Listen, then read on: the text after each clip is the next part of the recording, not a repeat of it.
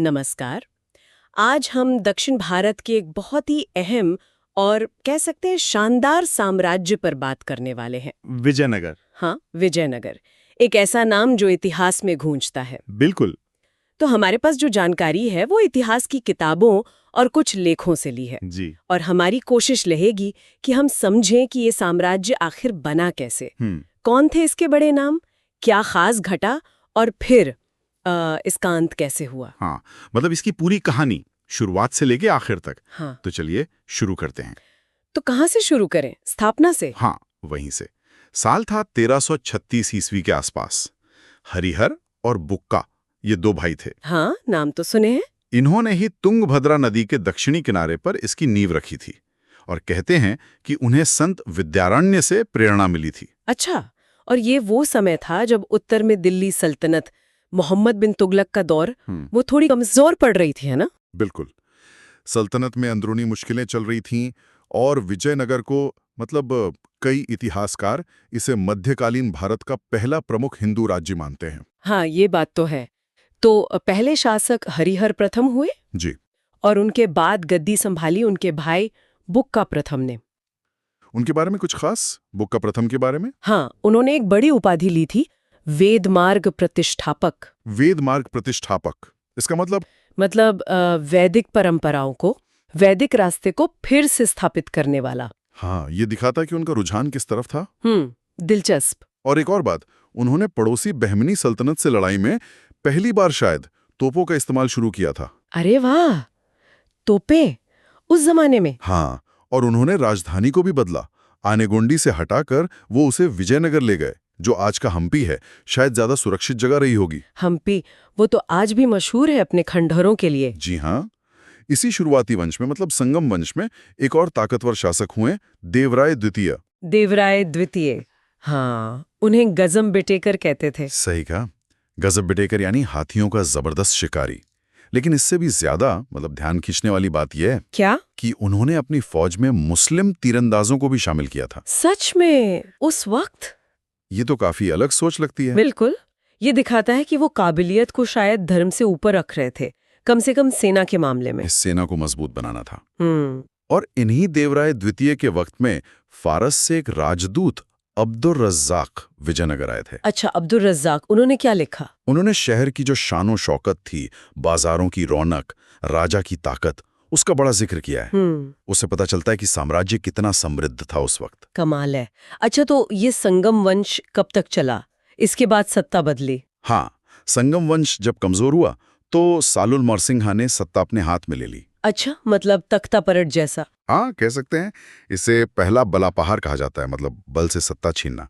उन्होंने सालुव वंश 1485 से 1505 ईस्वी शुरू किया।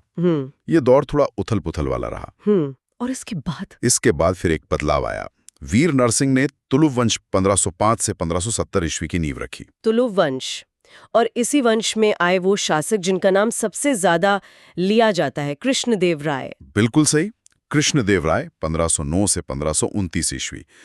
इनका दौर तो विजयनगर का स्वर्ण युग माना जाता है। स्वर्ण युग क्यों? क्या खास था इनके समय में? अरे बहुत कुछ। कला, साहित्य, सैन्य ताकत, हर लिहाज से विजयनगर अपने शिखर पर था। उन्हें आंध्र भोज जैसी उपाधियां मिली थी। आंध्र भोज? हाँ, मतलब जैसे राजा भोज कला और साहित्य के संरक्षक थे, वैसे ही ये आंध्र प्रदेश के भोज थे। ये दिखाता है कि वो विद्या और कला को कितना बढ़ावा देते थे। और उनके दरबार में वो अष्टदिग्गज थे, 8 कवि। जी, अष्टदिग्गज, तेलुगु के 8 महान कवि और विद्वान। उनमें से एक नाम तो आज भी बहुत मशहूर है, तेनाली राम कृष्ण। हाँ, तेनालीराम, उनकी कहानियां तो बहुत सुनी है। तो ये सिर्फ कवि नहीं थे, एक तरह से राज्य की सांस्कृतिक पहचान थे। और कृष्णदेव राय खुद भी तो विद्वान थे, मैंने पढ़ा है। हाँ बिल्कुल।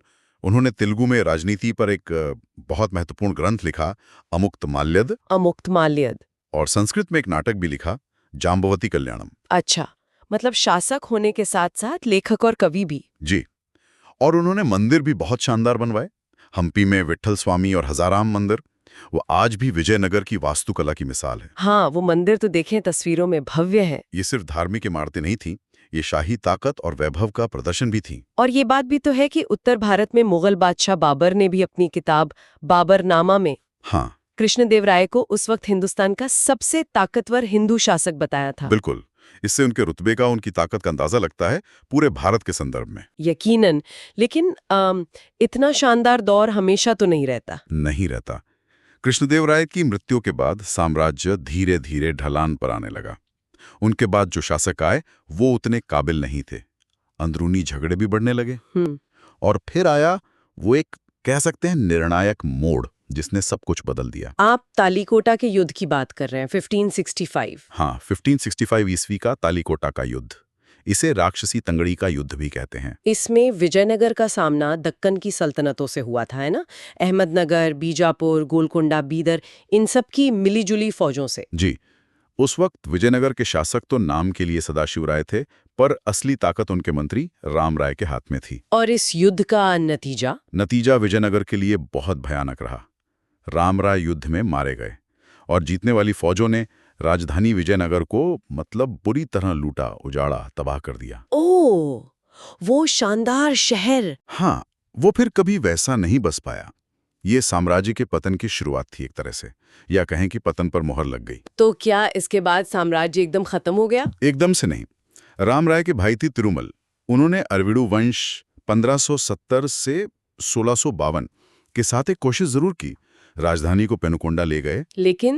लेकिन विजयनगर अपनी वो पुरानी शान, वो ताकत, वो रुतबा कभी वापस नहीं पा सका। वो सब बिखर चुका था।